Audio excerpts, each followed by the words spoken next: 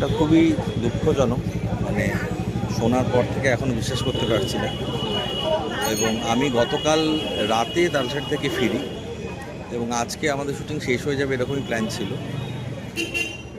আমি over the ফোনই খবরটা পাই, পেয়ে আমি প্রথমে বুঝতেই পারছিলাম যে ঠিক শুনছি না ভুল শুনছি। যে ঘটনাটা ঘটেছে পুরোটাই আমি ওভার দ্য ফোন শুনেছি, এক্স্যাক্টলি যেহেতু স্পটে ছিলাম না, মানে পুঙ্খানুপুঙ্খ বলতে পারবো না। এইটুকু জানি যে আমাদের সিনিয়র আর্টিস্ট যারা ছিল তাদের প্যাক আপ হয়ে গেছিলো, তারা অলরেডি রওনা দিয়ে দিয়েছিল কলকাতার পথে।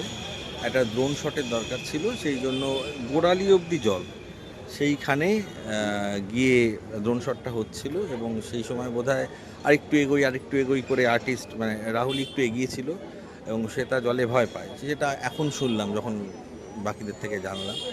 তো আমাদের ইউনিট থেকেও বলেছিল যে দরকার নেই, তাও সেটা খুবই মানে সেটা ডুবে যাওয়ার মতো জলও নয়। এবার সাডেনলি কোনো একটা বড় ঢেউ বা কিছু এসে যায় এবং যা হয়, ঢেউ এসে যাওয়াতে বালি সরে গেলে যেটা হয়, দুজনেই পড়ে গেছিলো। সাথে সাথে আমাদের ইউনিটের যারা ছিল সবাই জলে ঝাঁপ দেয় এবং আমাদের যে সেফটি বোট বা যা রাখা থাকে তারাও এসে জলে দড়ি ফেলে ঝাঁপ দিয়ে কোনোভাবে ওদেরকে রেস্কিউ করে, করে এনে পাড়ে এনে সাথে সাথে হসপিটালে নিয়ে যাওয়া যায়। এবং সেই অবধিও রাহুলের জ্ঞান ছিল, কথাবার্তা বলেছে যা শুনছি। তারপর হসপিটালে যাওয়ার পর ডাক্তাররা ডিক্লেয়ার করে যে এই ঘটনা হয়েছে।